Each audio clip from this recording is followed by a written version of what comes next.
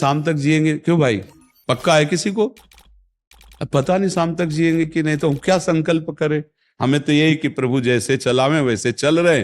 परिक्रमा करवा दिया, परिक्रमा करने बैठे बैठे राधा राधा जप रहे, मांग के खा लिया, भगवान के भरोसे बाबा जी। ऐसे गृहस्थी में अपने धर्म कर्म किए, जब समय मिला तो परिक्रमा कर गए। अच्छा, प्रार्थना करना स्वामी से कोई गलत बात नहीं कि हमारे बच्चे की नौकरी लग जाए, हमारा काम बन जाए, जरूर करो। भगवान से नहीं करोगे तो किससे करोगे? करना चाहिए। पर ये करके कि हमारी कामना पूर्ण कर दो, हम इतना करेंगे, फिर बंधन हो जाएगा। हम इतना क्यों करें, तुम्हारी परिक्रमा करेंगे हमारा काम पूर्ण? स्वार्थी हो क्या? हमारे पिता हो, हमारे स्वामी हो, हमारी जरूरत है, मांग रहे कि प्रभु हमें एक संतान दे दो, हम आपको कुछ करेंगे। ये हम में बस नहीं, हमारे पास तो जो कुछ दिया हुआ सब आपका है नाथ। स्वाभाविक 108 परिक्रमा लग जाए, कोई बात नहीं। संकल्प मत करो, मांग जरूर लो, तुम्हें मांगना है, और छूट दे दो कि प्रभु यदि उचित हो तो ऐसा करना, अगर उचित ना हो तो प्रभु लाख बार मांगो तो भी पूरा मत करना। ये भक्तों की मांगे होती हैं, ये सत्संगियों की मांगे होती है कि नाथ मेरी आवश्यकता तो है, पर अगर आपको उचित लगे तो आप दे देना, और अगर उचित ना लगे तो मेरे मांगने पर भी आप ना देना। ये जब ये बात बनी रहती है कि जितना नाम जप होना चाहिए उतना नहीं होता, उतना, ये बात तो हमारे में भी है। इतनी पीड़ा तो हमको भी बनी रहती है कि जितना होना चाहिए उतना नहीं होता। इतनी पीड़ा हम अपने गुरुदेव भगवान में भी देखी। एक दिन उन्होंने कहा क्या बताएं, जीवन निकल गया, छक के नाम जपने को नहीं हुआ, रात दिन मंत्र में नाम में लगे हुए, रात दिन 10 वर्ष समीप रह के सेवा में रहे। तो देख, बोले क्या बताऊं, पूरी जिंदगी निकल गई, छक के नाम जपले को नहीं मिला। तो भगवत भजन करने वाले में भजन की इतनी भूख बढ़ जाती है कि रात दिन भजन करने पर भी उसको ऐसा अनुभव होता है कि जैसा होना चाहिए वैसा। यही अखंड भजन बनाता है, यही अखंड। पर इस अखंड भजन होते हुए भी रोना आएगा कि प्रभु मुझे भजन करने की रुचि दे दो। यही भजन, असली भजन का ही फल है।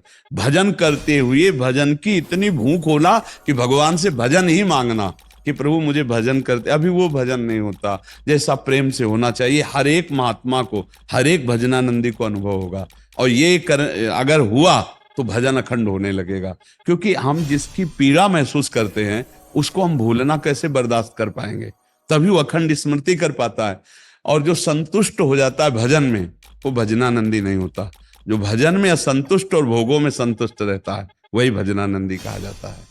अपनी बात कहते हैं, मुझे तो गुरुदेव ने संभाला, नहीं तो साधन भजन हो रहा था और वो अहंकार जनित था। जब गुरुदेव ने कृपा करी तो हमारे अहंकार को चकनाचूर हुआ। तब ये बात समझ में आई कि गुरु कृपा से मोक्ष मूलम गुरु कृपा। गुरुदेव भगवान साक्षात करुणा में प्रियालाल के स्वरूप हैं। वो जब कृपा करते हैं तो अहंकार नष्ट हो जाता है, और अहंकार नष्ट होते ही दैन्यता आ जाती है। और प्रियालाल को दैन्यता बहुत प्रिय है, और वो दैन्यता कृपा से ही आएगी। और गुरु के चरणों में आसक्त रहो। देखो, हम आपको गुरु महिमा की एक बात बता दें, जब हम कोरा कागज होकर गुरुदेव के चरणों में समर्पित होते हैं तभी हमारी हृदय में लिखा पढ़ी सही होती है।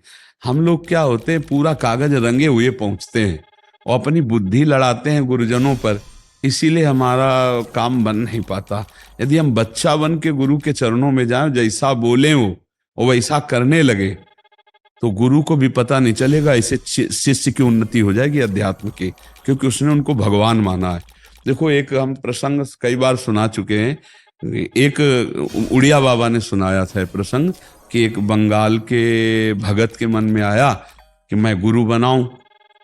तो एक प्रसिद्ध थे काली के उपासक, उनके पास गए, और वो मदिरा पीते थे, वो जानते नहीं थे, वो मदिरा पिए हुए बैठे हुए थे। तो उन्होंने कहा, गुरुदेव मैं आपको गुरु रूप से वरण करता हूं, मुझे मंत्र दे दो। तो शराब